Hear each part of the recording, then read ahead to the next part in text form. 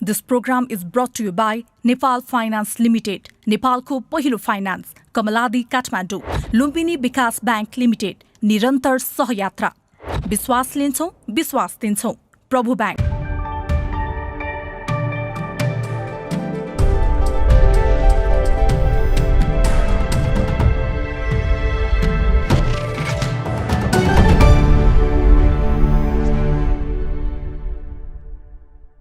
दर्शक नमस्कार। एपी1 टेलिभिजनको विशेष प्रस्तुति एपी मञ्चको अर्को एउटा नयाँ श्रृङ्खलामा यहाँलाई हार्दिक स्वागत छ।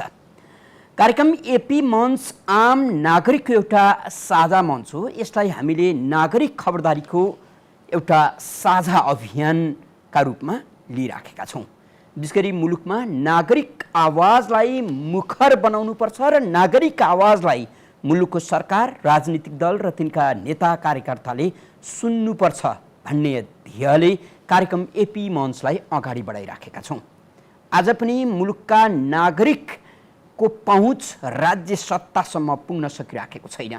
फेरि पनि मुलुकमा सङ्घीय लोकतान्त्रिक गणतन्त्रको दुहाई दिइएको छ। यिनै कुरालाई टिपेर कतिपय राजनीतिक दलहरूले आफ्ना गम्भीर विषय बनाउँदै आइ पनि राखेका छन्।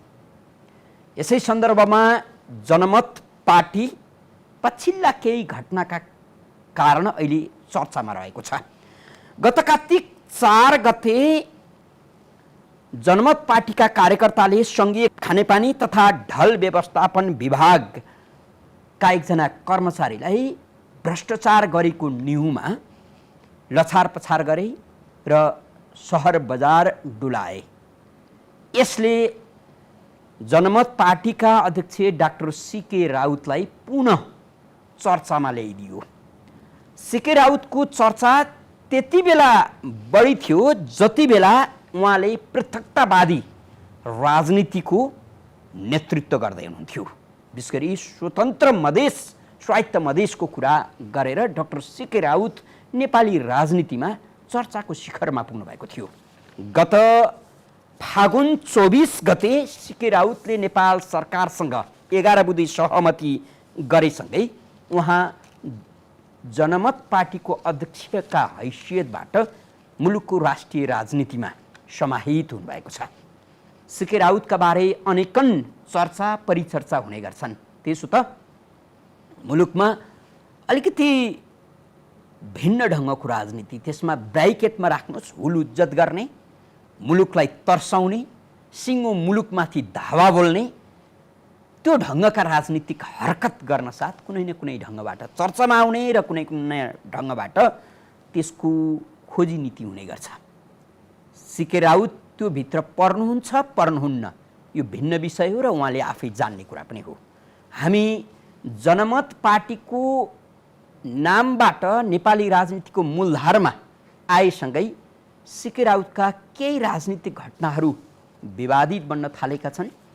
फेरि पनि सीके राउतले कस्तो राजनीति गर्न खोज्दै हुनुहुन्छ, मूलतः यो प्रश्नमाथि केन्द्रित रहँदै आज हामी छलफल गर्छौँ। छलफलका लागि एपी मञ्चको स्टुडियोमा डाक्टर सीके राउत आउनुभएको छ। उहाँलाई स्वागत गरौँ। डाक्टर साहब, यहाँलाई एपी1मा हार्दिक स्वागत छ। धन्यवाद। एपी1 मञ्च परिवारले। डाक्टर साहब, अब तपाईँको पोसाकबाट कुरा गर्न मन लाग्यो। तपाईँ जहिलेसुकै टाईमा हुनुहुन्छ, त्यो पनि रातो टाई। यसको कुनै विशेष अर्थ छ? देशमाथि तपाईँले केही लाक्षणिक अर्थ लाद्दै हुनुहुन्छ अथवा देखाउँदै हुनुहुन्छ कि होइन यो तपाईँको आफ्नो रुचि हो? ठाकुरजी, अब यो प्रश्न अलि ढिलै भयो जस्तो लाग्यो मलाई। अब जहिले पनि टाई त लाउँदिनँ। अब कोट प्यान्ट लगाएको बेलामा टाई लाउने हो। र टाई अब प्रायः तपाईँले रातो रङ नोटिस गर्नुभयो र प्रश्न गर्नुभयो होला। अब रातो रङ भनेको क्रान्तिको प्रतीक हो, बलिदानीको प्रतीक हो र त्यही भएर म पनि अब प्रायः रातो रङको टाई वा कुनै न कुनै पोसाकमा समाहित हुन्छ। कुर्ता लाउँदाखेरि पनि अब रातो रङको स्कार्फ वा मफलर केही न केही प्रयोग गरिराखेका हुन्छु। त्यो क्रान्तिकारिता र बलिदानीको प्रतीकको रूपमा डाक्टर सीके राउत क्रान्तिकारी हुनुहुन्छ। अब समाजले भनौँ न, समाजले अहिलेको परिस्थितिले माग गरेको हुनाले चाहिँ त्यस्तो भन्नु परेको। डाक्टर साहब, अब तपाईँका बारेमा म जस्तै अरू दर्शकले पनि केही जानकारी राख्नु भएको होला। तपाईँ पढैया, सोझो, अझ लजालु पनि। तपाईँका सहकर्मी साथीहरूको यो टिप्पणी हो, कतिपय सन्दर्भमा पढ्न पनि पाइन्छ। तपाईँसँग यसरी साक्षात्कार रूपमा संवाद गरिरहँदा पनि तपाईँका समकालीन साथीहरूले गरेको त्यो टिप्पणी सही जस्तो लाग्छ। अध्ययनमा चर्को रुचि भएको, सोझो, इमान्दार र अलिअलि लजालु मान्छे पनि यो पृथकतावादी राजनीति, यो उद्दण्डतावादी राजनीति गर्न कसरी सकेको भने यसको केही रहस्य छ?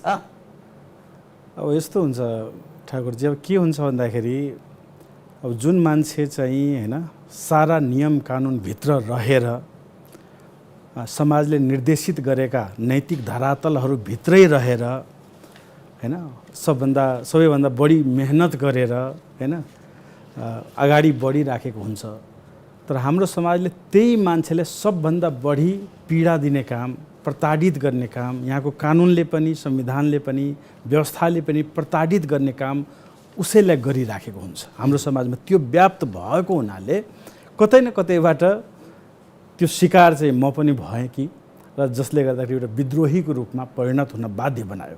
र त्यसैले त्यो नै एउटा फ्याक्टर होला मलाई लाग्छ, जुन चाहिँ त्यो एउटा लजालु स्वभाव, कोहीसँग नबोल्ने खालको मान्छे, अध्ययनशील मान्छे भनौँ, किताबसँग मात्रै मतलब राख्ने मान्छेलाई कम्प्लिटली अपोजिट डिरेक्सनमा ड्राइभ कतिपयले के पनि भन्ने गर्छन् भने तपाईँको सन्दर्भमा, जस्तो अब अमेरिकामा तपाईँ आकर्षक रोजगारीमा हुनुहुन्थ्यो, तपाईँको एउटा छुट्टै क्षमता र प्रतिभा पनि थियो, तपाईँसँग भएको त्यो बौद्धिकता, त्यो छुट्टै प्रतिभालाई तपाईँले राजनीतिमा दुरुपयोग गरिरहनु भएको छ।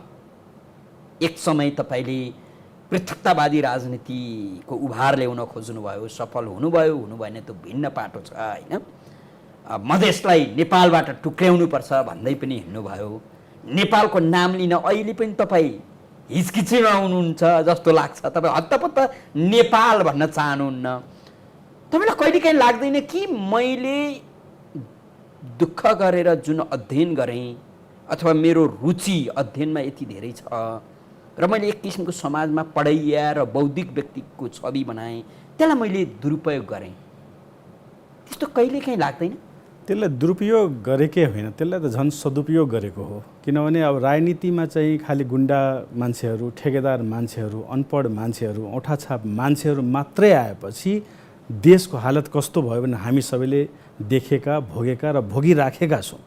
जुन नेपाल यति समृद्ध थियो नि, जसले चाहिँ ब्रिटिसलाई यहाँबाट रकम सहयोग गर्थ्यो, यहाँका धान उब्जनी चाहिँ अरू देशमा चाहिँ निर्यात हुने गर्थ्यो, सिङ्गापुरमा, साउथ कोरियामा यहाँको धान निर्यात हुने गर्थ्यो, यहाँको अर्थव्यवस्था एकदम बलियो थियो।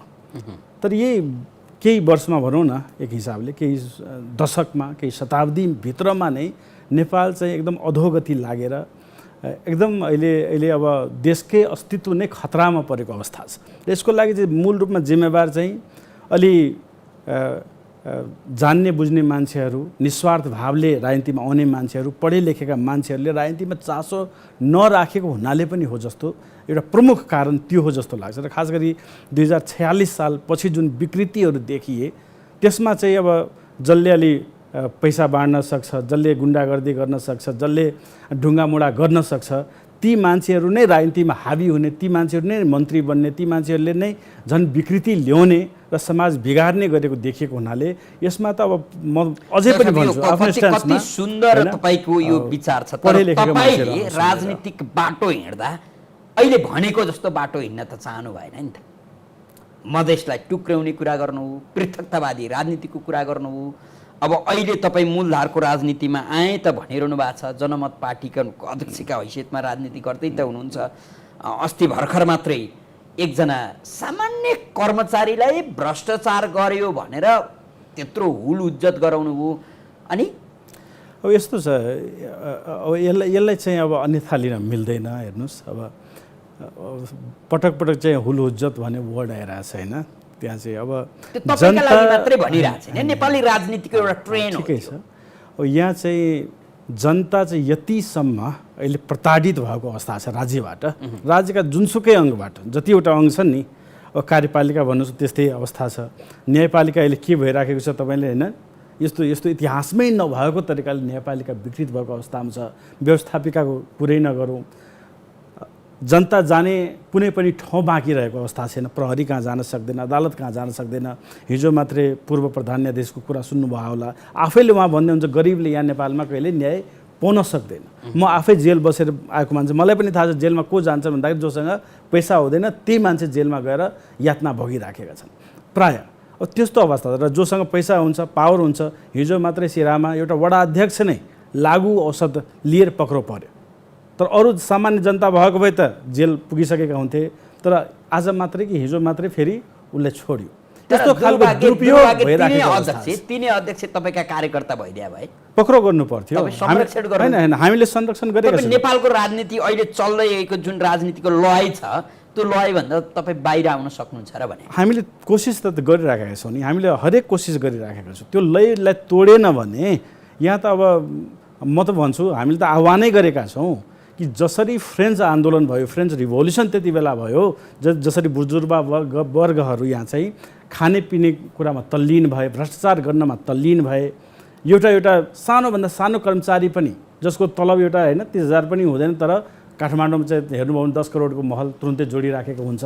तर जो सच्चा इमान्दार हुन्छ, जस्तै प्रहरीले एउटा इमान्दार प्रहरीलाई लिनुभयो भने दिनभर उभिरहेको हुन्छ, तर उसले चाहिँ आफ्नो बच्चाले राम्रो स्कुलमा पढाउन सक्ने अवस्था पनि छैन। त्यस्तो अवस्था छ भने यो त्यो स्तरसम्म जानुपर्छ। कि त्यो गएन भनेदेखि हामीले त हेऱ्यौँ नि 30 वर्षदेखि यो नयाँ शासन व्यवस्था भनौँ न, लोकतन्त्र पनि हामीले हेऱ्यौँ, गणतन्त्र पनि हेऱ्यौँ, बुर्जुवा शासकको कुरा गरिरहँदा तपाईँ फागुन 24 गते यो सरकारसँगको शान्ति सम्झौता गरिरहँदा त्यो सरकार को थियो?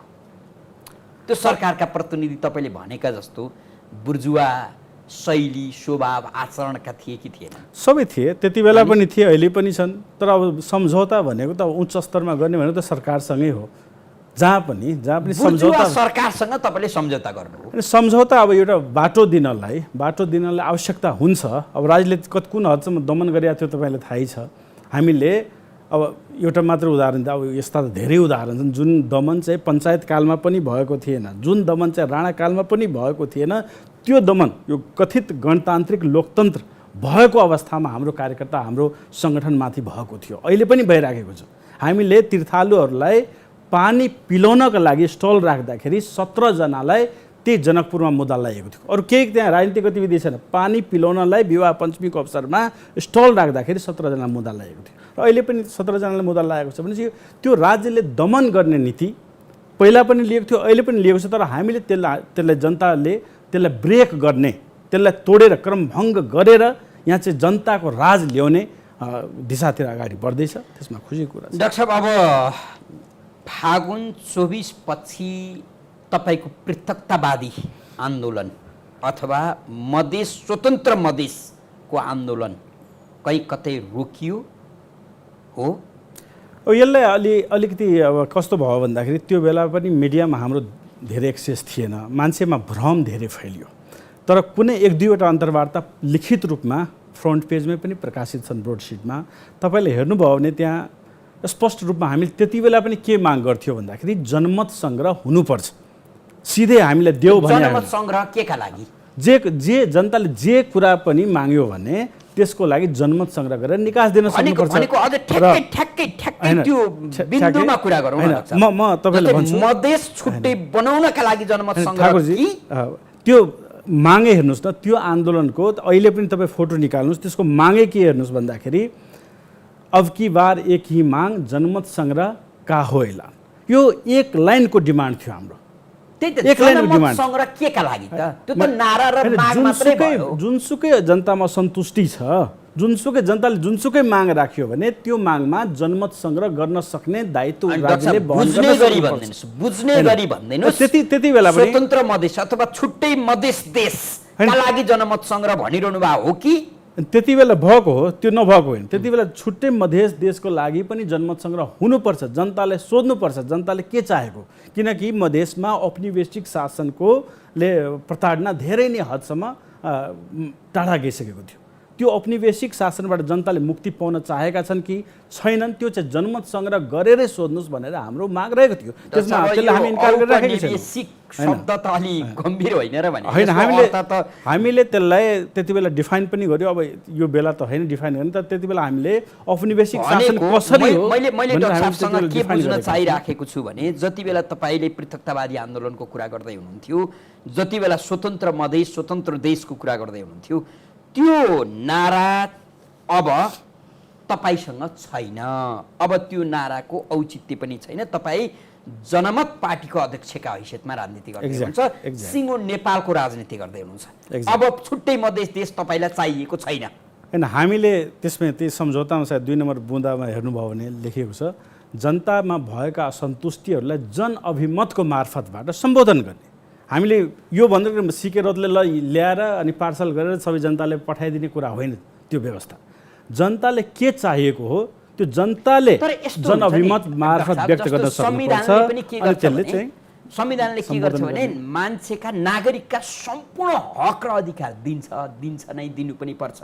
तर देशसँग जोडिएका केही कुराहरू अखण्डताका सन्दर्भमा कसैले माग्यो भन्दैमा दिनुपर्छ भन्ने पनि छैन र यो संसारमा त्यो बाध्यकारी अवस्था पनि होइन। नेपालकै सन्दर्भमा नेपाल टुक्र्याउन कसैले माग गर्छ, मलाई छुट्टै देश चाहिन्छ भने अब त्यहाँ जनमत सङ्ग्रह गर्नुपर्छ। जनमत सङ्ग्रह नै प्रजातान्त्रिक अभ्यास हो भन्नु त फेरि त्यति राजनीतिक संस्कारयुक्त तर्क होइन होला नि त। होइन, एकदम राजनीतिक संस्कार हो। तपाईँले अब युएनकै डिक्लेरेसन हेर्नुभयो भने, अन्य देशको उदाहरण जस्तै बेलायतकै कुरा गर्नुभयो भने, अस्ट्रेलियाको कुरा गर्नु, त्यहाँ चाहिँ राइट्स होइन, ठिकै छ, प्रिन्सिपल मैले भन्न खोजेको थिएँ होइन, तर प्रिन्सिपल एज अ पोलिटिकल प्रिन्सिपलको कुरा गऱ्यो भने राइट्स टु सेसेसन त कतिपय देशको संविधानमै लेखेको हुन्छ। त्यो भएर त्यसलाई चाहिँ हाम्रो संविधानमा छैन। तर राजनीतिक रूपमा त्यो चाहिँ प्रिन्सिपल गलत हो चाहिँ भन्न मिलेन। होइन, हाम्रो लागि त गलत हो नि त, संविधानले गलत भने होइन। तर संविधान बनाउने भनेको त फेरि जनता हो नि, र त्यही संविधानले के भन्छ, सार्वभौम सत्ता जनतामा निहित रहेको छ भने सबभन्दा ठुलो केही अखण्डता वा अन्य केही कुरा होइन। सबभन्दा ठुलो भनेको जनता हो। आखिर त्यो संविधान 2072 के वा अन्य कुनै संविधान पनि आखिर बनाएको कसले हो? जनताले बनाएको हो। जनताले निर्धारण गर्यो, जनताले रिजोल्युसन ल्यायो भने त्यो चाहिँ नै भन्न मिल्ने। तपाईँका अहिले यी कुराहरू सुन्दा कस्तो छ भने पहिलाको सिकेराउत होइन, अहिले साँच्चीकै देशका लागि कामयाबी सिकेराउत हुन सक्नुहुन्छ भने जस्तो नि लाग्छ। हाम्रो दर्शकलाई त्यो लागेको होला। फेरि पनि तपाईँमाथि एउटा गम्भीर आरोप छ, तपाईँ कहीँबाट परिचालित हुनुहुन्छ। यो देशलाई विखण्डन गर्नका लागि तपाईँलाई कसैले प्रतिनिधि बनाएर पठायो र तपाईँले मधेसको गरिबी र मधेसको अशिक्षा र दुर्भाग्य मधेसलाई हेर्ने सिंहदरबारको नजरियालाई तपाईँले प्रयोग गर्नुभयो, उपयोग गर्नुभयो। हाम्रो खिलाफमा भनौँ न, हाम्रो खिलाफमा विगत 10 वर्षदेखि पुरै राज्य संयन्त्र लागे। यहाँको जति पनि छन् अनुसन्धान निकाय भयो होइन, प्रहरी भए, सेना भए र छिमेकी राज्यका समेत अनुसन्धान निकायहरू त्यो भ्रममा यो मान्छे कोसँग आखिर चल्दो रहेछ परिचालित भएर 10 वर्षदेखि मेहनत गरे। र अहिलेको जमानामा कुनै गाह्रो छैन, बसेर तपाईँ सब कुरा, कसले कोसँग कुरा गर्यो, कसले के इमेल पठायो, कसको एकाउन्ट कहाँ छ, सब कुरा छानबिन राज्यले गर्न सक्छ। त्यो हुँदा हुँदा त 10 वर्षमा एउटा प्रमाण फेला पारेर राज्यले सार्वजनिक गर्न सकेन। राज्य थाकेर बस्यो होइन, यार यो मान्छे कतैबाट आखिर रहेनछ भनेर राज्य थाकेर बसेको अवस्था छ भनेर यो भ्रम फैलाउने काम मात्रै हो। यसमा चाहिँ अब कुनै तथ्यगत कुराहरू बाँकी छँदै छैन। राज्यले पनि बुझिसक्यो र खास गरी अन्य पार्टीहरूले त झन् बोल्ने नैतिक धरातल पनि पाउँदैन। जुन पार्टीको जन्म नै कलकत्तामा विदेशमा भयो, विदेशी पैसाबाट चले, त्यो जसको सम्झौता नै दिल्लीमा बसेर भएको हो, ती पार्टीहरूले अब जुन पार्टीले पटनामा लालु यादव अगाडि गएर भिक्षा माग्दै आन्दोलन गर्छ, तिनीहरूले त भन्ने कुनै नैतिक धरातल पनि पाउँदैन। जनमत पार्टी त अब जनताको पार्टी हो, यहीँको मान्छेले मेहनत गरेर बनाएको पार्टी हो, यो कतैबाट आएको पनि होइन। जनताको समस्या बुझ्नको लागि जनता बीचबाट उठेको पार्टी हो। डाक्टर, जनमत पार्टी नेपालका पहाडी भेग र हिमाली भेगका नागरिकले यो मेरो पार्टी हो भन्न पाउँछन् कि पाउँदैन? पाउँछन्, एकदम पाउँछन्। हाम्रो सदस्यता सबैको लागि खुला छ। जहाँ जहाँ जनमत बन्न सक्छ त्यहाँ स्वागत छ, सबैलाई स्वागत छ। पहाडको मान्छेले पनि बोलाओस्, हामी त्यहाँ पनि जान्छौँ, आमसभा पनि गर्छौँ, कतै कतै भएको पनि छ। एक समय त तपाईँलाई पहाडिया देख्न साथ बडो कोक क्याउँथ्यो नि, होइन? त्यो कोक क्याउन छोड्यो अब। अनि ठिकै छ। अब हेर्नुहोस्, अब परिस्थिति जहिले पनि एकै नासको हुँदैन। मान्छे पनि ग्रो हुन्छ, समाज पनि ग्रो हुन्छ। एउटै कुराले समातेर हामी बस्न सक्दैनौँ। यो क्लियरली यो अलिकति मिसअन्डरस्ट्यान्डिङ छ धेरै मान्छेलाई। पहिला त यो भन्दै हुन्थ्यो, अहिले किन यो भन्दै हुनुहुन्छ? भाइ पहिला त तपाईँ डाइपर लाउनु हुन्थ्यो भने के अहिले पनि डाइपर लगाएर हिँड्नुहुन्छ र? त्यो कुरा परिवर्तन हुन सच्चिनौ। एकदम एड्याप्टेसन त प्रोसेस हो नि तपाईँको। बच्चामा अब मान्छेले ओछ्यान नै भिजाउने गर्थ्यो भने अहिले अब त्यसले ओछ्यान भिजाउन जरुरी छैन। त्यो बुझ्नु पऱ्यो नि, ग्रो अप हुनु पऱ्यो, मान्छेले एड्याप्ट गर्न सिक्नु पऱ्यो। त्यो ह्युम्यानको नेचर हो, सिभिलाइजेसनकै प्रोसेस हो। हजुर। आदरणीय दर्शकबिन, तपाईँ यति बेला AP1 टेलिभिजनको विशेष प्रस्तुति एपी मञ्च हेरिरहनु भएको छ। एपी मञ्च आम नागरिकको एउटा साझा मञ्च हो। हामीले यसलाई नागरिक खबरदारीको एउटा अभियानका रूपमा पनि अगाडि बढाइराखेका छौँ। आजको कार्यक्रम अत्यन्तै विशेष कार्यक्रम हो र हामीले आज विशेष गरी नेपाली राजनीतिमा अनेकन सम्भावना र अनेकन महत्त्वाकांक्षा पनि बोकेका एकजना राजनीतिज्ञ डाक्टर सीके राउत, जो अहिले जनमत पार्टीका अध्यक्षका रूपमा नेपाली राजनीतिमा मूलधारमा हुनुहुन्छ, उहाँसँग हामीले विशेष कुराकानी गर्ने प्रयास गरिराखेका छौँ। सीके राउतका बारे अनेकन चर्चा परिचर्चा हामीले सुन्दै आयौँ। जब सीके राउत 75 फागुन 24मा नेपाल सरकारसँग शान्ति सम्झौता गरेर मूलधारको राजनीतिमा आउनुभयो र त्यसपछि सीके राउतका केही राजनीतिक विचार पनि परिवर्तित भएका छन्। हामी उहाँका केही राजनीतिक परिवर्तन र सँगै उहाँको पार्टीका केही राजनीतिक आचरण सँगसँगै मुलुकको समग्र राजनीतिमाथि केन्द्रित रहेर छलफल गरिराखेका छौँ। यो छलफलका बिचमा हामी छोटो व्यावसायिक विश्राम लिन्छौँ र त्यसपछि डाक्टर सीके राउतसँगको संवादलाई निरन्तरता दिनेछौँ।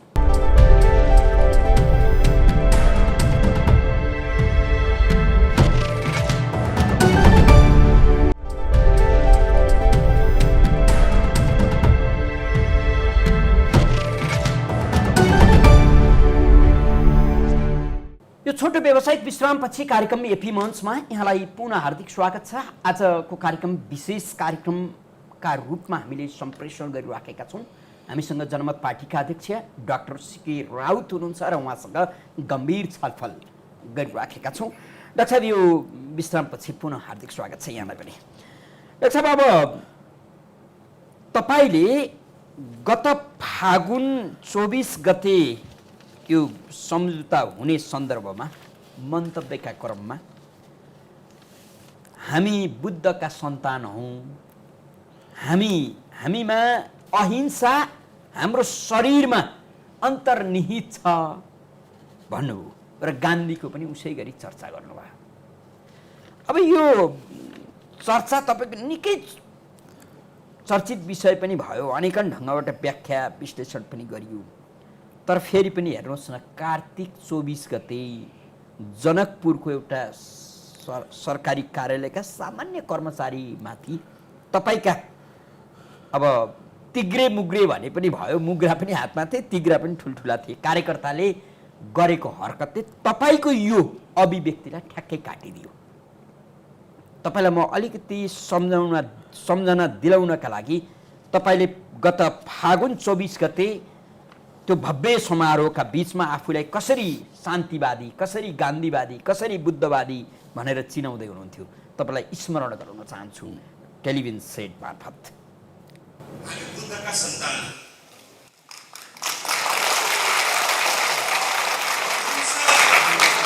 हाम्रो रगरगमा बसेको छ। अहिंसा हामीले कसैले सिकाउनै पर्दैन। अहिंसा भनेको हाम्रो शरीरभित्र अन्तर्निहित भएर नै बसेको छ। हामी तराईमा जाउँ या पहाडमा जाउँ, जहाँ जाँदा पनि त्यो अहिंसाको भावले हामीलाई जहिले पनि छोडेको छ। र हामीले यो आन्दोलन सुरु गर्दा बुद्ध र गान्धीको आदर्शलाई मान्दै अगाडि बढाए। निश्चय हाम्रा राज्य केही विमतिहरू थिए, केही कुरा संविधानले सम्बोधन गर्न सक्थ्यो, केही कुरा चाहिँ तत्कालीन संविधानले गर्न नसक्ने दायरा भन्दा बाहिर पनि का कुराहरू थिए। हजुर, तपाईको दिमागमा, तपाईको मनमा, तपाईको मस्तिष्कमा प्रवेश गरेको त्यो गान्धीवादी सोच, त्यो बुद्धवादी सोच, त्यो शान्ति मार्गी सोच कहाँ हरायो र गत कार्तिक 24 गते एउटा निरीह कर्मचारीलाई लछार पछार गर्नका लागि तपाईँले कार्यकर्ता पठाउनु भयो? सबभन्दा पहिले यसमा ठाकुरजी यो कहिलेको हो, खासमा 75 को होइन, लगभग अब झन्डै 3 वर्ष 2.5 भयो होइन, 3 वर्षै हुन लाग्यो। ठिक छ, त्यो बेलाको परिस्थिति र अहिलेको परिस्थिति फरक छ। एउटा कुरा भनौँ न, अब एउटा मान्छेले जेष्ठ महिनामा मलाई पङ्खा चाहियो भनेपछि माघ महिनामा त्यसले पङ्खा नै चाहियो भनेर चाहिँ भन्दैन। उसले चाहिँ माघ महिनामा आएपछि ए मलाई सिरक चाहियो भन्छ कि। त्यो परिस्थिति बदलिएपछि त्यही अनुसारको माग हुन्छ, एउटा कुरा। अर्को कुरा, त्यहाँ मैले यो पहिलाको इन्टरभ्यूहरूमा पनि अरू इन्टरभ्यूमा पनि स्पष्टीकरण दिइसकेको छु। त्यो बोल्ने व्यक्ति भनेको तत्कालीन स्वतन्त्र मधेस गठबन्धनका संयोजक थिए। त्यो सङ्गठन नै स्वतन्त्र मधेस गठबन्धन थियो। त्यसका आदर्शहरू, त्यसको लक्ष्य बिल्कुल अलग थियो। त्यो भाषणपछि, त्यो सम्झौतापछि अर्को सङ्गठनको अभ्युदय भयो जसको नाम जनमत पार्टी हो र म अहिले जनमत पार्टीको अध्यक्षको रूपमा काम गर्दैछु। र जनमत पार्टीका आफ्नै लक्ष्य र सिद्धान्तहरू छन् र त्यो कुनै व्यक्ति मात्रैले निर्धारण गरेको होइन, निर्धारण गरेको। अमूर्त बोल्दैन भयो। स्वतन्त्र मधेस गठबन्धनभित्र गान्धीको आदर्श, बुद्धको आदर्श, शान्तिको खोजी थियो। यो जनमत पार्टीभित्र त्यो छैन। अब जनमत पार्टी अब हेर्नुहोस्, अरू पार्टी जस्तै निर्वाचन आयोगमा दर्ता भएको पार्टी हो र संविधानले दिएको हक अधिकारभित्र रहेर उसले पनि काम गर्छ। जति चाहिँ अरू पार्टीहरूले गर्न सक्छ, गरिराखेका छन्, त्यति नै गतिविधि यो पार्टीले पनि गर्छ। यसमा आश्चर्य मान्नु पर्दैन। अहिले प्रमुख रूपमा मैले फिक्स गरिदिउँ, अहिले प्रमुख रूपमा भएको के हो भन्दाखेरि मान्छेले यतिकै आश्चर्य किन लाग्यो भन्दा त्यही पास्टको ह्याङओभरलाई सुपर इम्पोज जनमत पार्टीमा ल्याएर गरेपछि अलि आश्चर्यजनक लागेको हो। नभए तपाईँ अहिलेको मन्त्रीमण्डलमा हेर्नुहोस् त को छन्? त्यही ढुङ्गा मोडा गर्ने मान्छेहरू, कुट्ने मान्छेहरू छैनन्। कुन चाहिँ पार्टी नेपाली काङ्ग्रेसको सबभन्दा रक्ताम इतिहास भनेको नेपाली काङ्ग्रेसको छ। टाउको काट्ने इतिहास भनेको एमालेको छ। 17,000 मान्छे मार्ने इतिहास छ त्यही माओवादीको छ। गौरमा नरसंहार गर्ने र बलात्कार गराउने इतिहास भनेको फोरमको छ। तिनीहरू सबै अहिले मन्त्रीमा छैनन्। भने त्यो नेपालको संविधान अनुसार त्यो चाहिँ मान्य हुने, त्यो चाहिँ नेपालको राजनीतिक पार्टी हुने। अनि प्रश्न चाहिँ जहिले पनि जनमत पार्टीमा थोपर्नु पर्ने। यहीँनिर माफ गर्नु, तपाईँले अहिले सरकारमा बसेका व्यक्तिहरूको उदाहरण दृष्टान्त दिएर उनीहरूको अनुहार तपाईँको अनुहारमा रिप्लेस गर्न खोजेर राजनीति गर्ने अथवा सिंहदरबार जाने सपना देख्दै हुनुहुन्छ? होइन होइन, मैले खास भन्न खोजेको के भन्दाखेरि होइन होइन, तर अधिकार त हुनुपर्छ नि। प्रश्न त सबैको लागि समान हुनु पर्यो नि। प्रश्नको दायरामा त सबै पार्टीले समान रूपमा आउनु पर्यो नि। त्यो कुरा एउटा कुरा। कसैलाई अपमान गर्न, भ्रष्टाचार गर्यो भन्ने न्युमा कानुन कब्जामा लिएर कुटपिट गर्न तपाईँहरूलाई अधिकार चाहियो। अब बोल्दैछु बिचमै, अब तपाईँले यस पुरा जवाबै आएन। एउटा कुरा त्यो भयो कि जुनसुकै गतिविधि अरू पार्टीले संवैधानिक रूपमा गर्न सक्छ त्यति अधिकार जनमत पार्टीलाई पनि, त्यसमा आश्चर्य मान्नु पर्दैन। एउटा कुरा। अर्को कुरा, त्यो दिन जबरजस्ती खालि जनमत पार्टीले त्यो गरेको हो भन्ने कुरा होइन। त्यो जन कारबाही भएको हो। त्यसमा सबै पार्टीका मान्छेहरू पनि थिए, आम जनताहरू पनि थिए। आम जनताले आक्रोशमा आएर जन कारबाही गरेको हो। त्यसमा चाहिँ त्यसको प्रमाणमा हेर्नुहुन्छ भने त्यहाँ पक्राउ परेका 62 भन्दा बढी मान्छेहरू थिए। तर बाँकी सबैले छाडिदिए। अनि जनमत पार्टीको यसो नामहरू हेर्दै अनि जनमत पार्टीको यो हो भनेर मात्रै 17 जनाले राखेर मुद्दा लगाए। त्यो गर्ने भने राज्यले चाहिँ जनमत पार्टीप्रति पूर्वाग्रही भएको, यो मान्छे चाहिँ भ्रष्टाचारको विरोध गरियो है, अनि बाँकी सबै दलहरू त भ्रष्टाचारमा लिप्त छन् भने उनले सबै चाहिँ एक भए। त्यहाँ भ्रष्टाचारीले विरोध गर्नु हुँदैन भनेर मान्यता राखेको हुनाले त्यो सबै सत्ताधारी पार्टीहरू मिलेर सबै पुराना पार्टीहरू भ्रष्ट पार्टीहरू मिलेर जनमत पार्टीमाथि दमन गरेको हो। तर म यहीँबाट टेलिभिजनबाटै भन्न चाहन्छु, यो चाहिँ अहिले पनि शेरबहादुर देउवा त्यति बेला पनि प्रधानमन्त्री हुनुहुन्थ्यो, जति बेला बाबुरामजीले 40 बुँदे उहाँले बुझाउँदा कति हल्का तरिकाले इग्नोर गर्नुभएको थियो र उसको पार्टीमाथि त्यति बेला पनि यसरी नै दमन गरिएको थियो। र अहिले पनि त्यही एटिच्युडमा, त्यही अहङ्कारमा, शासकीय अहङ्कारमा जनमत पार्टीका आम जनताहरूले माथि त्यही दमन गर्दै हुनुहुन्छ। त्यो भुल चाहिँ उहाँले अहिले पनि आफ्नो असक्षमताको परिचय दिँदा अहिले पनि उहाँले त्यही भुल गर्दै हुनुहुन्छ। यो चाहिँ म भन्न चाहन्छु। भनेको यो डाक्टर साहबले चेतावनी दिनुभएको कि गम्भीर विद्रोह हुन सक्छ। गम्भीर विद्रोह अब हेर्नुहोस्, त्यहाँ मात्रै घटना भएन, त्यहाँ घटना हुने बित्तिकै अरू ठाउँमा पनि मान्छेहरू जनकारबाहीको लागि कति सामाजिक सञ्जालमा फिडब्याकमा हेर्नुहोस् तपाईँ, त्यहाँ हजारौँ कमेन्टहरू छ, त्यो सबैले मतिर आइदिनु पऱ्यो जनकारबाही गर्न, मतिर आइदिनु पऱ्यो भने जनतामा त जनकारबाहीको यत्रो ठुलो डिमान्ड छ। अनि यो जनकारबाही पनि फेरि त्यो एकदमै त्यो कमजोर पात्रमाथि गर्नु कसरी कमजोर पात्र हो? मानौ हेर्नुहोस् त त्यहाँ तपाईँको चाहिँ नगर प्रमुख त्यही छन्, ठिक छ, तपाईँको प्रदेश 2 का मुख्यमन्त्री त्यही छन् हैन, त्यो पनि हुन्छ। उहाँहरूमाथि पनि कारबाही हुन्छ। त्यो दिन जनताले मेयरलाई पनि खोजेको हो। हामी भन्दैनौँ त्यहाँ पहिला मेयरलाई नै खोजेको, त्यहाँ जनताले मेयर नभेटेपछि मेयरले पत्र कसलाई काटेको थियो भन्दाखेरि त्यही सङ्घीय खानेपानी तथा ढल व्यवस्थापन विभागका, त्यो पनि प्रमुख हो उहाँको। कुनै सानो मान्छे सानो माछा भयो भनेर भन्न मिल्दैन। पुरै जनकपुर क्षेत्रको पुरै उपमहानगरपालिकाको ढल व्यवस्थापन हेर्ने मान्छे हो उहाँ। त्यो भएर त्यसलाई सानो माछा पर्यो, निर्दोष पर्यो। निर्दोष त हुँदै होइन, भ्रष्टाचारमा लिप्त कर्मचारी हो जसले चाहिँ एकदम अब जनताको पैसा खाएर त्यहाँ बसिएको छ, काम गर्न बसिएको हो। तर जनताले उल्टो ठुलो अहङ्कार देखाउने, सामन्तवादी शैलीमा कुरा गर्ने, जनताले थर्काउने, जनताले हेप्ने, त्यो कर्मचारीको व्यवहार चाहिँ असह्य हुन्छ कारण त्यो सार्वभौम सत्ता सम्पन्न जनतालाई। र त्यही भएर यदि कर्मचारीहरूले आफ्नो काम गर्नु छ भने जनताको हितमा गर्नुपर्छ, सार्वभौम सत्ता सम्पन्न जनतालाई आदरपूर्वक व्यवहार गरेर गर्नुपर्छ। त्यहाँ चाहिँ सामन्ती शैलीमा छोटे राजा बन्नको लागि त्यो कुर्सी जनताले त्यहाँ दिएको होइन। तिनीहरूलाई आफ्नो तलबबाट दुवै कतार गरेर आफ्नो कर दिएर अनि त्यो तिनीहरूलाई त्यो दमन गर्नलाई चाहिँ हामीले पालेका होइनौँ। त्यो कुरा चाहिँ कर्मचारी वर्गले र भ्रष्ट इन्जिनियरहरूले सबैले बुझ्नु आवश्यक छ। भनेपछि अब मुलुकमा कानुन चाहिएन, सिकेर आउट भइपुग्यो। होइन, कानुन यदि प्रभावशाली भइदिएको भए त जनताले किन कारबाही गर्नु पर्थ्यो? कानुन त प्रभावशाली छँदै छैन। त्यही के भयो अस्ति नै जुन मान्छेहरू भ्रष्टाचारी थिए तिनीहरू चाहिँ सडकमा हिँडिराखेका छन्, जो बलात्कारी छन्। प्रदेश नम्बर 2 मा कति बलात्कार भएको छ 3 वर्षमा तपाईँ आँकडा हेर्न सक्नुहुन्छ। तर तिनीहरू एकदम मजाले खुल्लेआम हिँडिराखेका छन्। तर प्रहरीले कसलाई समात्यो भन्दाखेरि, त्यो कानुनले कसलाई समात्यो भन्दाखेरि जसले चाहिँ भ्रष्टाचारको विरोधमा त्यहाँ धरना दिइराखेका थिए तिनीहरूलाई समातेर मुद्दा लगाइदिएका छन्। त्यहाँ चाहिँ जो मान्छे प्रताडित हुन्छ, दलित हुन्छ, गरिब हुन्छ, त्यो उजुरी दिन जाँदाखेरि प्रहरीले उल्टै उसलाई समातेर राखिदिन्छ। यस्ता धेरै उदाहरण छ। तपाईँ केस वाइज भन्न थाल्नुभयो भने यहाँ धेरै लामो छ भने त्यही भएर मैले खालि सार संक्षेप मात्रै भनेको, त्यो भइराखेको छ। विशेष गरी मधेस केन्द्रित राजनीति गर्ने मधेसवादी भनौँ दलहरूले मधेसको गरिबी, अशिक्षा, मधेसमाथिको अन्यायलाई टिप्ने र त्यसलाई भर्याङ बनाएर राजनीति गर्ने, सत्तामा पुगिसकेपछि मधेसलाई भुल्ने, मधेसबाट उठेका अहिलेका मधेसवादी भनिएका राजनीतिक दलहरूको चरित्र त्यस्तै छ।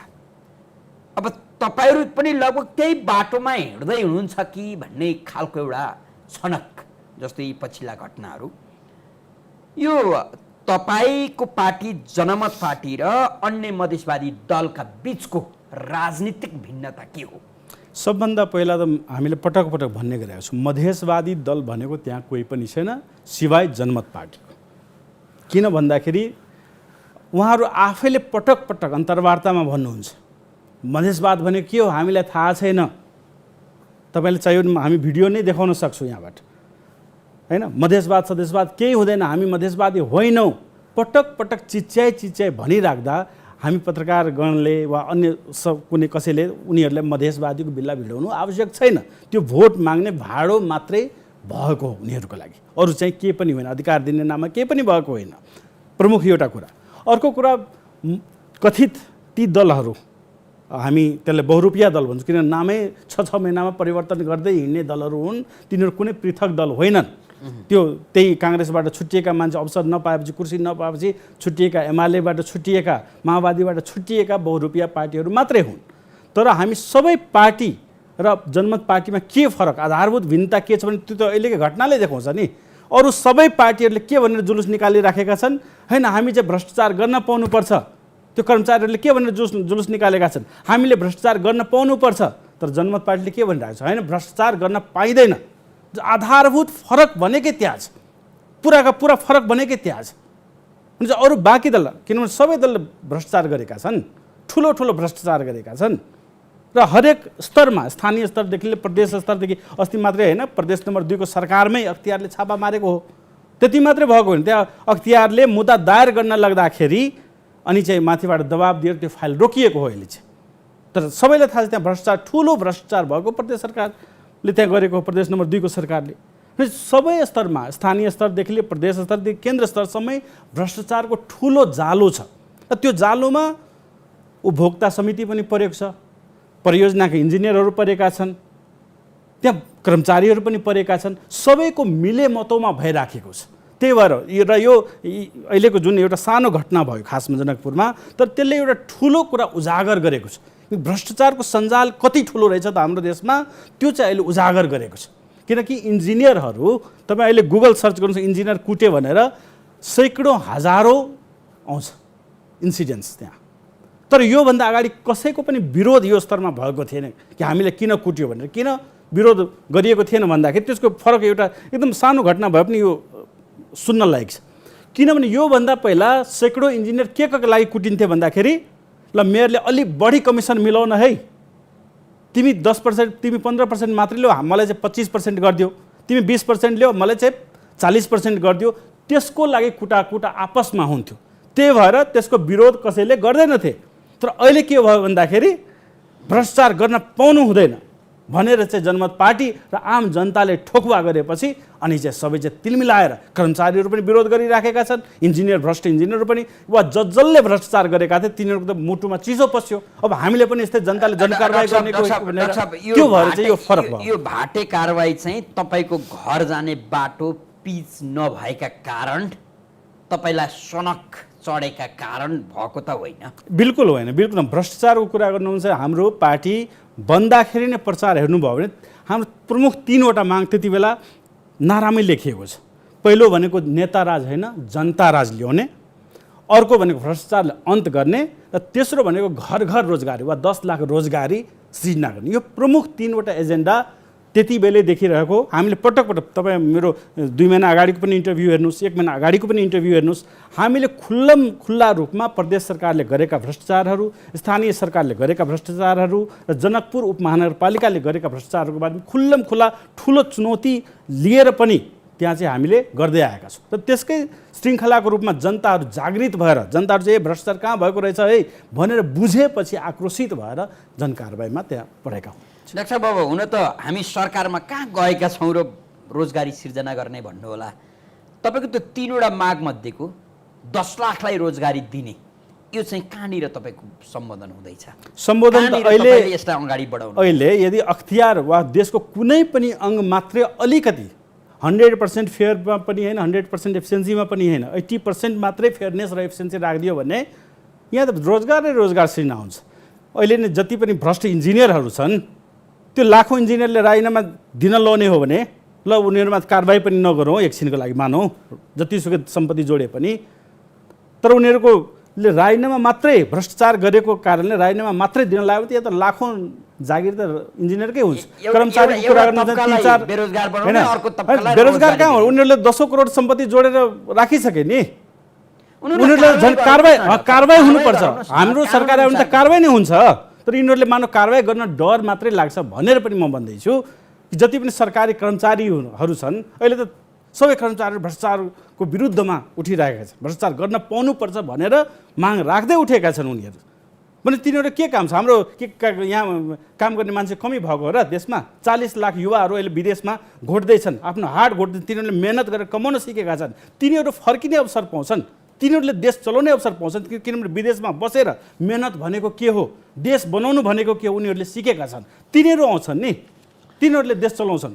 सरकारले चाहिँ अब त्यति वातावरण कमसेकम बनाउन सक्नुपर्छ, तर बनाउने त छैन। किनभने अब सबै त यही सत्ताधारी पार्टीका कार्यकर्ताहरू तलदेखि माथि। अलिकति फरक प्रसङ्ग पनि र तपाईँमाथि लागेको आरोप पनि, तपाईँ यो शान्ति प्रक्रियामा आउनु अथवा सरकारसँग सम्झौता गर्नुको पछाडिको एउटै कारण अब नेकपा एमालेका अध्यक्ष केपी शर्मा ओलीलाई प्रदेश 2 को राजनीति सहज बनाइदिनका लागि तपाईँ एउटा प्रतिनिधि भएर यो सम्झौता गर्नुभयो र तपाईँ केपी ओलीको प्रतिनिधि भएर काम गर्दै हुनुहुन्छ भन्दा रहेछन्। अब हेर्नुस्, यो राजनीतिमा आरोप लाउन सजिलो हुन्छ, आरोप हो भन्न पनि सकिएला, तथापि आधार दिनु पर्यो नि, आधार दिनु पर्यो। हामी माथि सबैभन्दा बढी दमन गर्ने भनेको त केपी ओलीको सरकार हो। हाम्रो कार्यकर्ता प्रहरी हिरासतमै लिएर हत्या गर्ने को त भन्दाखेरि केपी ओलीको सरकार हो। र त्यति मात्रै होइन, हामी पटक भाषणमा भर्ने गर्दछौँ, महाभारतको युद्धमा पनि मान्छे मारिँदाखेरि बेलुका उसको लासलाई हस्तान्तरण गरिन्थ्यो, जलाउन दिइन्थ्यो। तर यो केपी ओलीको सरकारले राम मनोहर यादव हिरासतमै मारिएपछि 5 महिनासम्म लास समेत फर्काउने नैतिकता देखाएन। हामी त पटक ओली सरकारको त्यति बेला पनि पुतला दहन गरेका हौँ, सम्झौता भए पश्चात पनि पुतला दहन गरेका छौँ। भनेपछि यो विरोधीहरूले अब के भयो भन्दाखेरि यिनीहरूको चाहिँ अहिले नै किन विरोध भइरहेको छ, किन सबैलाई थाहा छ कि अब जनता चाहिँ जनमत पार्टीलाई रुचाउन थाले, एकाएक शक्तिको रूपमा गाउँ गाउँदेखि मान्छेहरू उठ्दैछन्। भने चाहिँ अरू जुन सत्ताधारी पार्टीहरू छन् जसले चाहिँ वर्षौँदेखि कि दशकौँदेखि खाइपाइ गरेका छन्, उनीहरूलाई त चिसो पस्नु स्वाभाविक हो। र त्यसैले अनेक थरीका यी भ्रमहरू फैलाउने काम तिनीहरूले गर्दै आएका छन्। तर भ्रम फैलाउने मान्छे फेरि कस्तो छ भन्दाखेरि, म यसलाई भन्न दिनुहोस्, कस्तो छ भन्दाखेरि त्यो आफै चाहिँ 18 महिना चाहिँ त्यो केपी ओली सरको चरणमा बसेर गएको मान्छे हो। ती भ्रम फैलाउने मान्छेहरू आफै 18 दिने मन्त्री त्यो केपी ओली सरकारमा बसेर गएका मान्छेहरू हुन्। ती आफै केपी ओलीको एउटा साधारण कार्यकर्ता थिए, एमालेका कार्यकर्ता थिए। आखिर फोरमको अध्यक्ष को थिए? ओलीजीले तपाईँलाई एमालेमा प्रवेश गराउनका लागि प्रस्ताव पनि गर्नुभएको रहेछ होइन? बिल्कुल होइन, बिल्कुल उहाँले त्यति हिम्मत गर्नु भएन र गर्नुहुने पनि छैन। त्यो के अपराध हुन्थ्यो, राजनीतिक अपराध हुन्थ्यो? होइन, अब त्यो त अब हेर्दै थाहा हुन्छ नि। अब जुन ठाउँमा पुरा अस्वीकार्यताकै माहौल हुन्छ त्यहाँ त प्रपोजल ल्याउने त्यस्तो होइन। त्यो प्रस्ताव आएको कुरा तपाईँले होइन, बिल्कुल होइन। त्यो ढाँट्ने कुरा के छ र यसमा चाहिँ? होइन, राजनीतिमा ठुलो नेता बन्ने एउटा आकाङ्क्षा छ। एमाले जस्तो ठुलो पार्टी अथवा मुलुकको एउटा ठुलो पार्टीमा प्रवेश गरेपछि तुरुन्तै मन्त्री पनि पाइहाल्ने। हामीलाई मन्त्री बन्नु भएको भए ठाकुरजी म भन्छु, म आएको यहाँ 2 महिनामा मन्त्री बन्न सकिन्थ्यो। मन्त्री बन्न कुनै ठुलो गाह्रो छैन नेपालमा। त्यो सूत्र के रहेछ? नेपालमा त तपाईँले त्यति बेला म आएको बेलामा 2 करोड कि 5 करोड दिएपछि तत्काल मन्त्री बनिन्थ्यो। यहाँ त होइन, घाँस काट्दै गरेको मान्छेले समातेर च्याप्प मन्त्री बनाइदिएको होइन। मन्त्री बन्नु त यहाँ कुनै गाह्रो नै छैन। अब रहस्य त्यस्तो रहेछ। तर जनमानसको बुझाइ चाहिँ कस्तो छ भने छिमेकी मुलुकहरूले अथवा अलि टाढा युरोपियन अमेरिकनहरूले चाहे भने सिके राउतलाई पनि नेता बनाइदिन्छन्, मन्त्री पनि बनाइदिन्छन्, अर्कोलाई नि बनाइदिन्छन् भन्ने छ। त्यो चाहिँ होइन रहेछ। सिके राउत मन्त्री बन्न राजनीतिमा आएकै होइन, मन्त्री बन्न मात्रै आएको भए मैले भने नि आजभन्दा 9 वर्ष अगाडि नै म मन्त्री बनिसकेको हुन्थ्यो। त्यसमा कुनै ठुलो कुरा यहाँ अनपढ मान्छेहरू, गवार मान्छेहरू जोसँग केही छैन तिनीहरू त मन्त्री बनिराखेका छन् भने यस्तो भ्रष्ट समाजमा 2-4 करोड दिएर मन्त्री बन्नु भनेको कुनै ठुलो कुरा होइन। त्यो निरन्तर भइराखेको छ नि। अहिले नै के भयो त? ल मलाई भन्नुहोस् त, भागभन्डा त्यो के नाम रे हमाल होइन, कहाँबाट आयो एकाएक? मन्त्री बनिदिए नि त, ऊ त पछि राइनमा दिए छुट्टै कुरा हो, तर बनिदिए नि। यहाँ मन्त्री बन्नलाई सङ्घर्ष गर्नुपर्छ, नेपालको दुर्भाग्य के भने हाम्रा राजनीतिक दल र तपाईँ जस्ता सम्भावना बोकेका नेताहरू पनि सानो कुरामा तपाईँहरू लडिरहनु भएको हुन्छ, अल्झिरहनु भएको हुन्छ। सानसाना जातीय क्षेत्रीय मुद्दाहरू उठाएर आफूलाई स्थापित गर्ने प्रयास गरिराख्नु भएको हुन्छ। तर यही देश छिमेकी मुलुकहरूका आँखामा साह्रै अप्रिय देखिने अहिले भर्खरै पछिल्लो समय एउटा पुस्तक बजारमा आएको छ। नेपालले चुइक्क बोल्नु हुँदैन भारतका अगाडि, नेपाल भुटानीकरण उहिले हुनुपर्थ्यो, भुटान जस्तो हो त्यो देश, अथवा त्यो एउटा हाम्रो भूभाग हो भन्ने जस्ता अनेकन कुराहरू समेटिएको पुस्तक। त्यो पनि बडो महत्त्वपूर्ण व्यक्तिबाट सार्वजनिक भएको छ। यस्ता कुरामा तपाईँहरू चिन्ता गर्ने र चिन्तित हुने समय पाउनुहुन्न कि यो किन चिन्ता लिनु देशको भन्ने हो? होइन एकदम चिन्तित छौँ। तर कस्तो भयो भने आखिर देश बेच्ने को त? यसो हेरौँ न, सुरुदेखि इतिहास हेरौँ त, देश बेच्ने को त? कोशी बेच्ने को, गण्डकी बेच्ने को, 1950 को सम्झौता गर्ने को, फलानाले देश बेच्यो, कोशी बेच्यो, गण्डकी बेच्यो भनेर तिग्रा ठटाउने कि अब देश जोगाउने? होइन, त्यो भन्दैछु। तिनीहरूले विस्थापित नगरेसम्म त यो देशै बाँच्दैन नि। डाक्टर साहब, तपाईँले उनीहरूलाई विस्थापित गरुन्जेल यो देशै रहँदैन गर्नुहुन्छ कि? त्यस्ता किताब आइसके, मैले तपाईँलाई उदाहरण दिइरहेको छु। त्यसको लागि जनता उठ्नु पर्यो, त्यही भन्दैछु। फ्रेन्च रिभोल्युसन गर्न सक्नु, त्यो स्तरको आन्दोलनमा जानु सक्नु पर्यो। नभए त यिनीहरूले त देश बेचिराख्यो। टेबलमा राखिएको मान्छेले नेपालका प्रति गरेका टिप्पणी, लिपिबद्ध गरेका टिप्पणीहरू पढ्दा तपाईँहरूलाई सिरिङ्ग हुन्न भने? एकदम सिरिङ्ग हुन्छ, नहुने होइन, हामीले थाहा नभएको। त्यसको प्रतिकार त तपाईँहरू गर्न सक्नुहुन्न। होइन, प्रतिकार अब के टायर बालेर खालि त्यो राजदूतको विरोध गरेर मात्रै हुन्छ र? जबकि बेच्ने मान्छे त आखिर सम्झौता गर्ने मान्छे त हाम्रै प्रधानमन्त्री हुँदाखेरि ठिकै छ, हाम्रै संसद पारित गर्ने को हुन्छ? हाम्रै संसदले पारित गरेर राखेको छ नि, गर्न लागेको छ नि। अर्को पनि एउटा तारे बाल्नु परेन, प्रतिक्रिया त दिन सकिन्छ नि, आधिकारिक होइन। प्रतिक्रिया दिएर मात्रै बस्ने होइन कि, हामी त भन्छौँ पुराको पुरा यिनीहरूलाई डिस्प्लेस गरौँ, नभए चाहिँ देश चाहिँ हाम्रो पुरा खाइदिनै लागेको छ। र यसरी कि अब पछाडि पनि हट्न नसकिने अवस्थामा देश पुग्न लागेको छ। त्यहाँबाट हामी पछि बचाउन पनि अवस्थामा रहने छैन। त्यही भएर म भन्दैछु, अस्ति पनि मैले भने, हिमाल, पहाड, मधेस, तराई सबैका जनता चाहिँ जाग्नु पर्यो र देशलाई बचाउनु पर्यो। यो खालि यिनीहरूको मन्त्री बन्ने यताउति गर्ने कुरामा मात्रै अल्झेर होइन कि, पुरैका पुरै उठेर सबै पार्टी, सत्ताधारी सबै पार्टीहरू र पुराना सबै पार्टीहरूको विरोधमा एउटा विनम्रतापूर्वक आग्रह गर्छु, तपाईँले फेरि हिमाल, पहाड, मधेस, तराई भनिदिनुहोस् न। बडो सत्य, यो कसमै खाएर भन्नुपर्ने भयो। यति आनन्द आयो र यति बडो सुन्दर ढङ्गको त्यो आवाज सुनियो। होइन, यो प्रथम पटक मैले भनेको छैन, अरू पनि अन्तर्वार्तामा तपाईँलाई त्यस्तो लाग्यो होइन। पुनः भन्दैछु र जनतालाई आग्रह गर्दैछु, हिमाल, पहाड, तराई, मधेस सबैतिरका जनताहरू मिलेर चाहिँ तपाईँप्रति नतमस्तक छौँ। कारण के भने, तपाईँलाई यसरी साक्षात् रूपमा नदेख्दा तपाईँ देश टुक्र्याउनका लागि तपाईँ सक्रिय हुनुहुन्छ भन्ने लाग्थ्यो। कम्तीमा तपाईँले आज सिङ्गो देशको चिन्ता गर्दै हुनुहुन्छ। यसकारण तपाईँप्रति फेरि पनि नमन गर्छु म र दर्शकका तर्फबाट पनि। डाक्टर साहब, नढाँटी भन्नुहोस्, कार्यक्रमको अन्त्यमा छौँ। जनमत पार्टी कसरी चल्छ? जनमत पार्टी अब वास्तवमा सबैलाई आश्चर्य लाग्न सक्छ होइन, तर जनमत पार्टी भनेको, यसको बेस भनेको अहिले लगभग ठुलो फ्यान फलोइङ छ। लगभग 9-10 लाख कार्यकर्ताहरू, प्रशंसकहरू रहेका छन्। र यसको सबभन्दा ठुलो बेस भनेको गैर आवासीय मधेसी वा प्रवासी सङ्घ भनेर छ।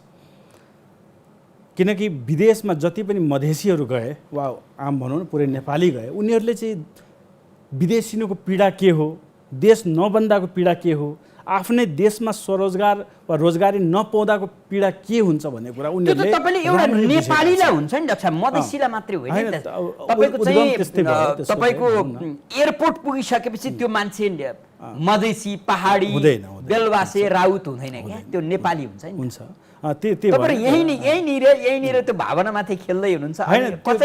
उद्गम बिन्दु त्यो भएको हो खासमा। अनि त्यो भन्दैछु मैले। अनि त्यो एउटा ठुलो बेस चाहिँ त्यो प्रवासी समाजमा छ हाम्रो। अनि उनीहरूले चाहिँ समर्थन गर्छन्, सपोर्ट गर्छन्, पैसा पठाउँछन्। पैसा पनि पठाउँछन्, नपठाउने होइन। जति पनि आम सभा हेर्नुहुन्छ, उहाँहरूले उताबाट सपोर्ट गर्नुहुन्छ कि हामी कार्यक्रम राख्न खर्च दिन्छौँ, डाक्टर साहबलाई बोलाऊ भनेर उताबाट कार्यक्रम राख्छन्। र त्यसरी हाम्रो कार्यक्रम चलिरहेको अवस्था। त्यही भएर म यहाँ सुनिरहेका समस्त प्रवासी समुदायलाई पनि धन्यवाद दिन चाहन्छु। डाक्टर साहब, अब तपाईँ जनमत पार्टीको एक्लो मठाधीश, एक्लो पण्डितहरू जम्मा गर्नु पर्दैन? होइन, तपाईँ यसो हेर्नुहोस्, अरू पार्टीहरूले यहाँ जुन सबैभन्दा ठुला दलहरू भन्छन् नि, उनीहरूले आफ्नो विधानअनुसार र हाम्रो संविधान, नेपालको संविधानअनुसार दिएअनुसार महाधिवेशन त गर्न सकेका छैनन्। तर जनमत पार्टी भनेको 2 वर्ष स्थापना भएन, यसले महाधिवेशनबाट आफ्नो नेतृत्व चयन गरेको छ। महाधिवेशनबाट पुरै कार्यकारिणी र केन्द्रीय सदस्यहरू यसका चयन भएका छन्।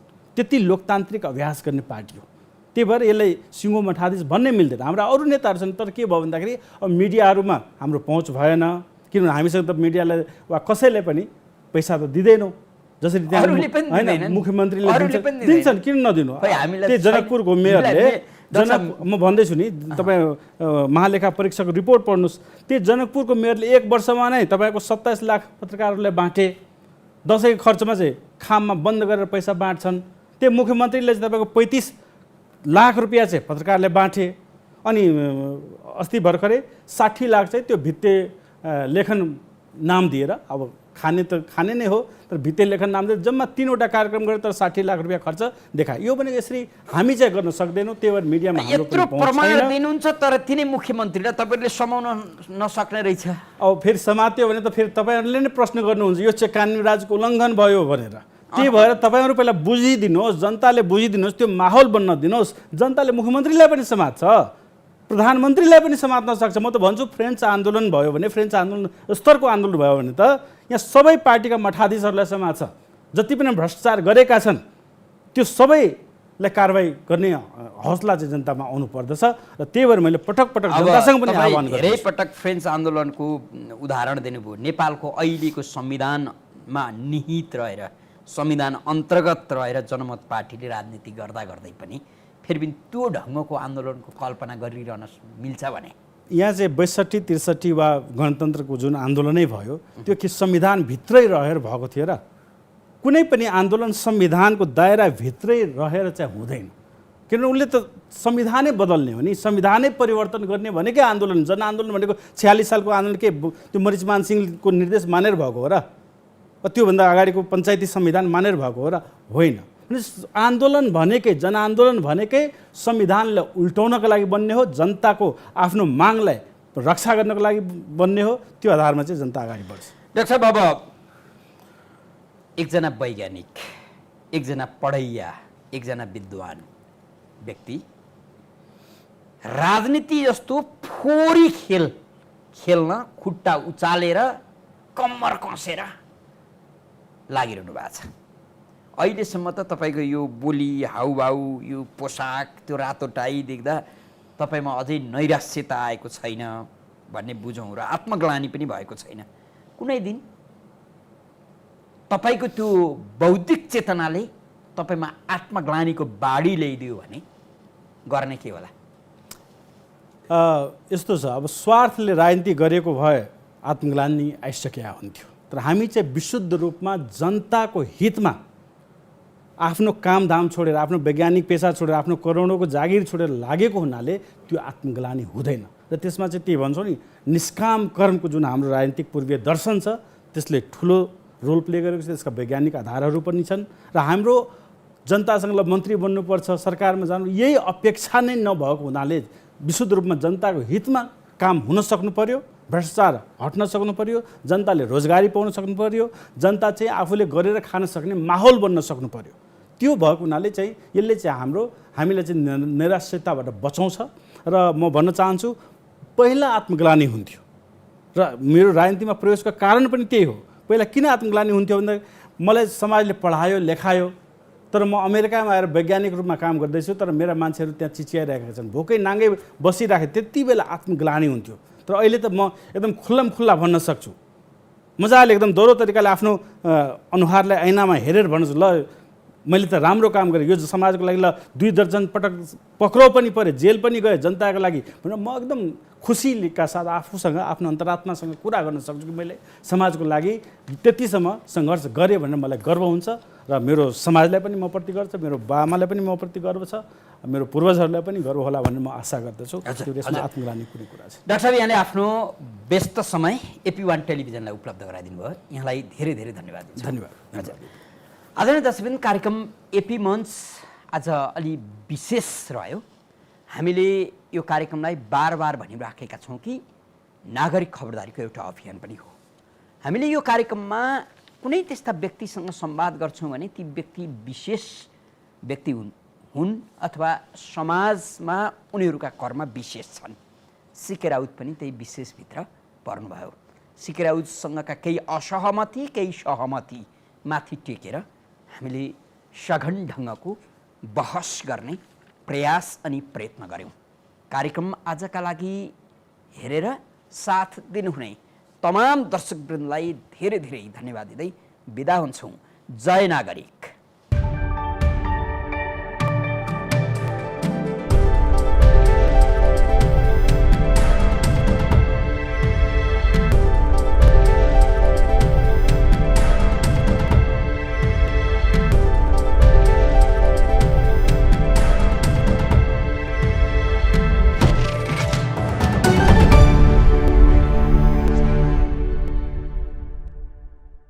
This program is brought to you by Nepal Finance Limited, नेपालको पहिलो फाइनान्स, कमलादी काठमाडौँ, लुम्बिनी विकास बैंक लिमिटेड, निरन्तर सहयात्रा। विश्वास लिन्छौं, विश्वास दिन्छौं। प्रभु बैंक।